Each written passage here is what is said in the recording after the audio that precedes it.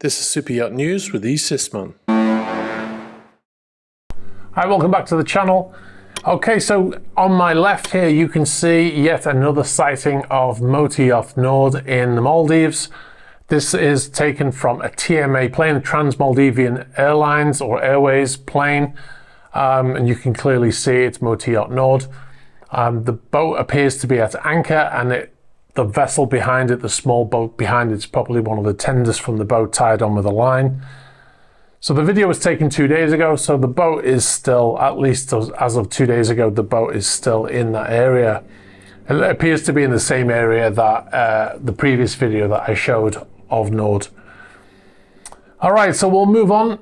If you've been watching the latest season of The Crown on Netflix, you may have seen in the first episode where Prince Charles and Princess Diana go on a cruise on a yacht, which actually happened in 1991.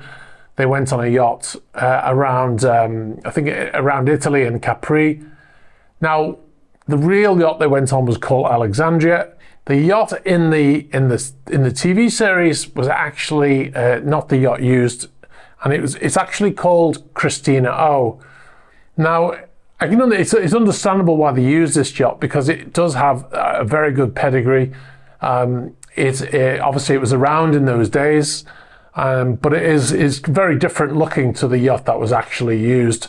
Now, what's interesting about this vessel is this vessel was actually built as a warship in World War II, and it was built for the Canadian Navy as a anti-submarine frigate, and it was known as HMCS Stormont. After the war, it was bought by Aristotle Onassis. Now, you might know him, especially in the US, you might know this name if you're older, because he married the widow of John F. Kennedy. He bought this vessel at the end of World War II for the scrap value, even though it was a fully working ship. He paid $34,000 for it, and he spent $4 million on it, converting it into a luxury yacht. He used it until his death. The yacht has a great pedigree, obviously, because built in World War II, it escorted convoys across the Atlantic during that time. Somewhere where my father was actually in the Atlantic convoys during World War II. So this vessel could have escorted one of my father's ships. And it was also at the Normandy landings in 1944. So what a fantastic pedigree for a yacht. It's still a working yacht right now as well. Also, the list of famous people who've been on it is almost endless. Prince Rainier III, the Prince of Monaco at the time, who married Grace Kelly, they had their wedding reception on board this yacht. And some of the names of the people who've been on it, if you're older, you'll know these people. Richard Burton, John Wayne, Frank Sinatra, Elizabeth Taylor, John F. Kennedy, of course, and my hero, Winston Churchill. So anyway, we'll move on. Just thought I'd let you know, if you're watching The Crown, if you haven't watched it yet, when you watch the first episode, you'll see this boat, taking some clips from the TV show to show you the boat I'm talking about. All right, so we'll move on to the main story, and this is about the yacht Royal Romance. It's a 93-meter or 301-foot super yacht.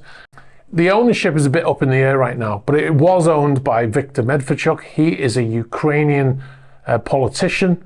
He was a lawyer and politician. And the reason why we're talking about this boat is because about 11 days ago, the boat was searched by the Croatian authorities, but it was done so at the request of the US Department of Justice. The details of the case are secret. They're not giving out any information about it. But the Viktor Medvedchuk was sanctioned by the US in 2022. One of the things they were looking at as well was money laundering.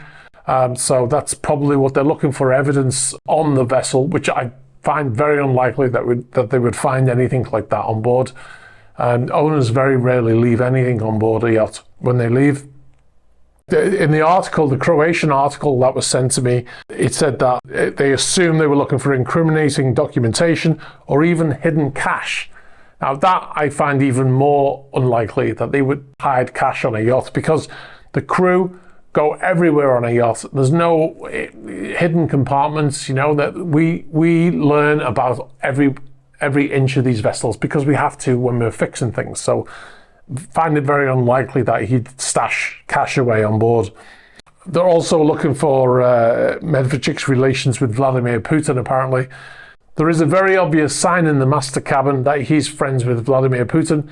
As you can see from this photograph here, these are chairs that were donated or gifted to Viktor Medvedchuk from Vladimir Putin, and they've obviously got the crest, the Russian crest on the chair there. It's not like you can go and buy them in a department store. Now, it is understood that the FBI were in Croatia and they were apparently not allowed to actually search the vessel, but they were instructing the Croatian authorities what they were looking for.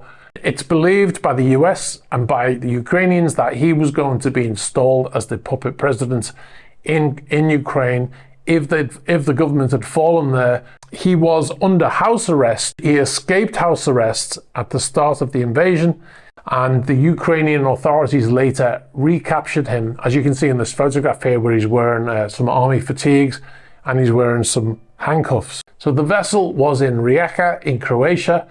However, it was moved to Trogir, which is further south down the coast.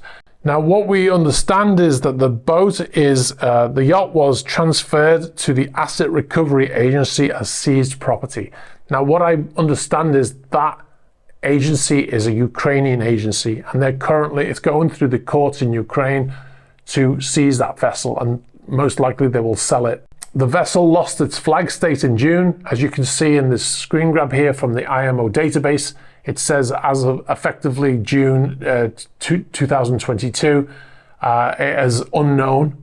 There's an awful lot going on with this boat, although the boat is just sat there in Croatia right now, waiting for this court case to be over with.